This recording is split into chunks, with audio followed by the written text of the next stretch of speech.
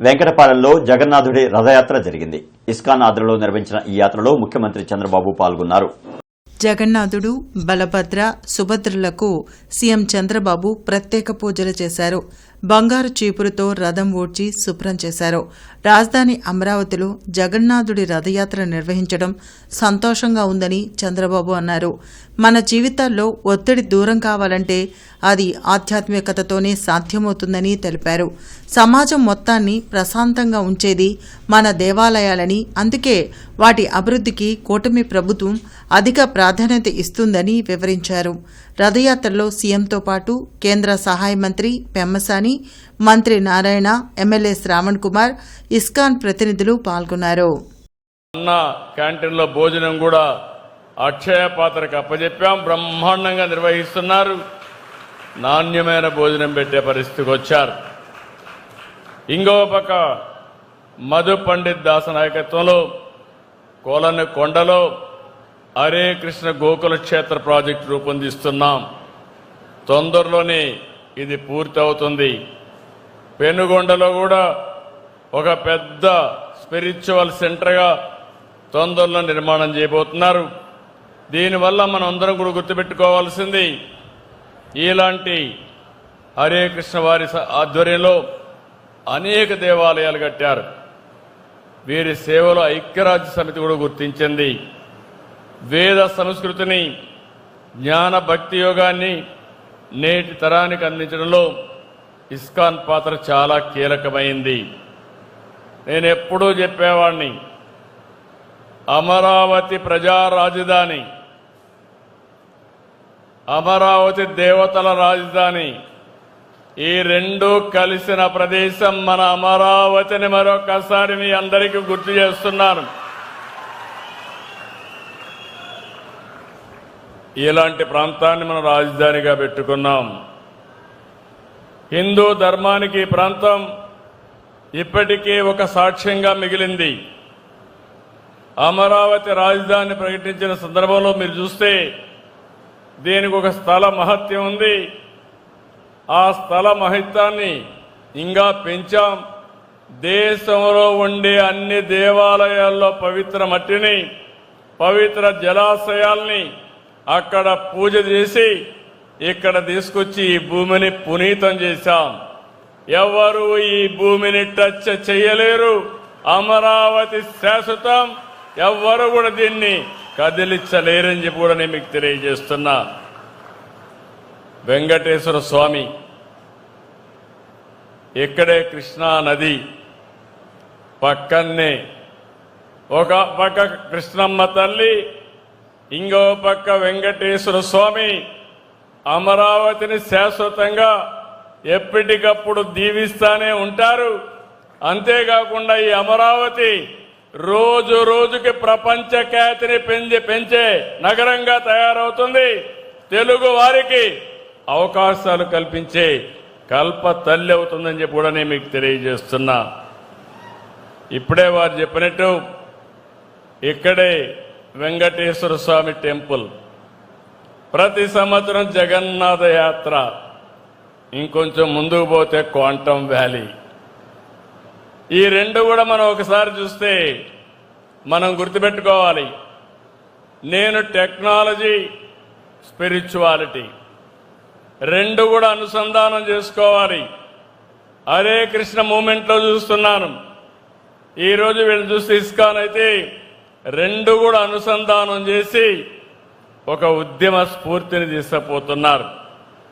అందుకే మనందరం గుర్తుపెట్టుకోవాల్సింది, భగవద్గీతను ఒక్కసారి చదువుకుంటే ఏ సమస్య అయినా సునాయాసంగా పరిష్కారం చేసే శక్తి, సామర్థ్యం మనకు వస్తుంది.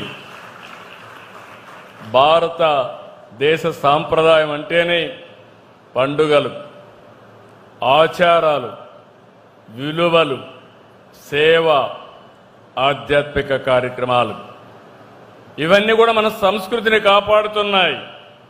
ఇంకో పక్క మన చరిత్ర నేపథ్యాన్ని, శక్తిని, ఐతిని ముందు తీసుకెళ్తున్నాయి. సమాజంలో మనం గుర్తుపెట్టుకోవాలి, యువతని ఎప్పటికప్పుడు సమాయత్తం చేసే బాధ్యత చైతన్యం చేసే బాధ్యత మనందరిపైన ఉంది. అందుకే నేను రెండూ మాట్లాడుతుంటాను. టెక్నాలజీలో ఏఐ గురించి మాట్లాడతాం, డేటా సెంటర్ గురించి మాట్లాడతాం, క్వాంటమ్ వ్యాలీ గురించి, క్వాంటమ్ కంప్యూటర్ గురించి మాట్లాడుతున్నాను. అదే సమయంలో యోగా, మెడిటేషన్, ప్రాణాయామం, ఆధ్యాత్మిక ఇవన్నీ కూడా చాలా అవసరం అని చెప్పి నేను మీకు తెలియజేస్తున్నా. ఈ మధ్యకాలంలో చూస్తున్నాం, ఆర్థిక సంస్కరణలు వచ్చినప్పటి నుంచి సంపద సృష్టిస్తున్నాం. రాను రాను అందరిలో కూడా మెటీరియలిస్టిక్ హ్యాపీనెస్కి అలవాటు పడిపోయాం. విలువలు పూర్తిగా తగ్గిపోతున్నాయి. ఇంకో పక్క మానవ సంబంధాలు కూడా తగ్గిపోతున్నాయి. సోషల్ మీడియా టెన్షన్తో ఆందోళన పెరుగుతున్నాయి. ఈ ప్రభావం మనం చూస్తే ప్రజలపైన, సమాజం పైన తీవ్రంగా ఉంటుంది.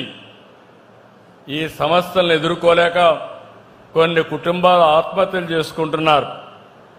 కొన్ని కుటుంబాల్లో అయితే చిన్న పిల్లలపైన అత్యాచారాలు జరిగే పరిస్థితి వచ్చాయి.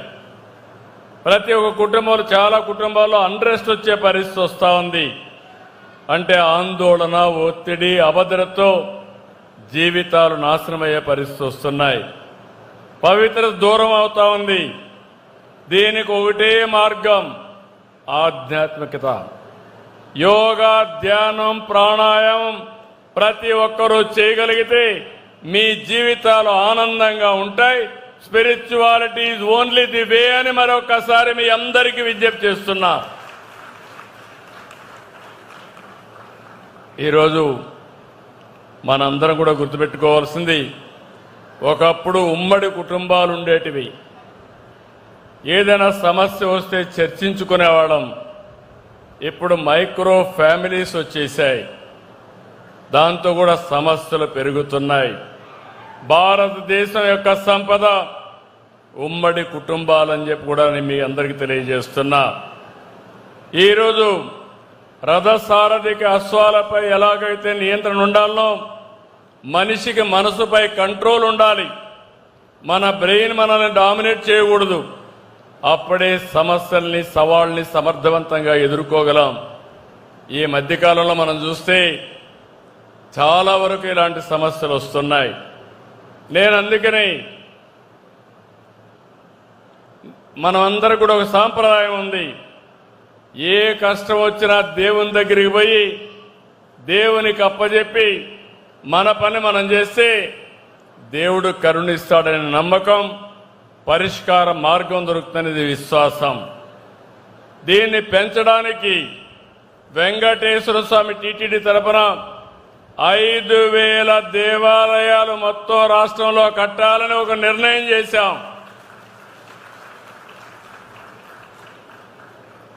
దీనివల్ల లాభం ఏంటని మీరు ఒక్కసారి ఆలోచిస్తే, ఇంట్లో కూడా పూజ చేయొచ్చు, కానీ సమాజం మొత్తం కలిసి పూజ చేసుకునే ప్లేసు మన దేవాలయాలు.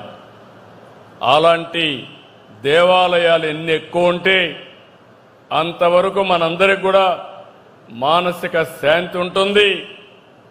ఇంకో పక్కన మైండ్ని నియంత్రణ చేసుకునే అవకాశం ఉంటుంది.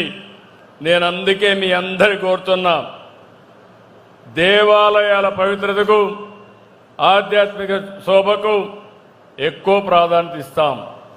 డబ్బు, హోదా, పదవులు సంపద కాదు. ప్రశాంతత, మంచి ఆరోగ్యం, నాణ్యమైన జీవితం చాలా ముఖ్యం. క్వాలిటీ ఆఫ్ లైఫ్ లేకపోతే మన దగ్గర ఎంత డబ్బులున్నా అది నిరర్ధకం అని చెప్పి కూడా నేను మీకు తెలియజేస్తున్నాను. అందుకే తొందరలోనే 5,000 దేవాలయాలు కడతాం. ఆ దేవాలయాలు కూడా ప్రజలకు అందుబాటులో ఉండేవి చేస్తాం. భారతదేశ సంస్కృతి విలువల్ని కాపాడడం కోసం ముందుకుంటాం. దీనికోసం ఇస్కాన్ లాంటి సంస్థలతో కలిసి పనిచేయడానికి సిద్ధంగా ఉన్నామని మరొక్కసారి మీ అందరికీ విజ్ఞప్తి చేస్తూ, ఈరోజు జగన్నాథ స్వామిని కోరుకుంటున్న సంకల్పం అమరావతి. సంకల్పం పోలవరం పూర్తి కావడం. పోలవరం పూర్తయి ఇప్పుడే నేను చూశాను. నేను ఈరోజు బాగా ఎండగాస్తా ఉంది. ఇక్కడ జగన్నాథ స్వామి రథయాత్ర ప్రారంభమవుతుందంటే వర్షం పడి చల్లని వాతావరణం క్రియేట్ అయింది. ఇలాంటి చల్లని వాతావరణం ఎప్పుడు ఉండాలని, పుష్కలంగా వర్షాలు పడాలని, మనందరి జీవితాలు బాగుండాలని, మన జీవన ప్రమాణాలు పెరగాలని జగన్నాథ స్వామిని మీ అందరి తరపున కోరుకుంటూ మీ అందరి దగ్గర సెలవు తీసుకుంటున్నాను. జై జగన్నాథ్, జై జగన్నాథ్.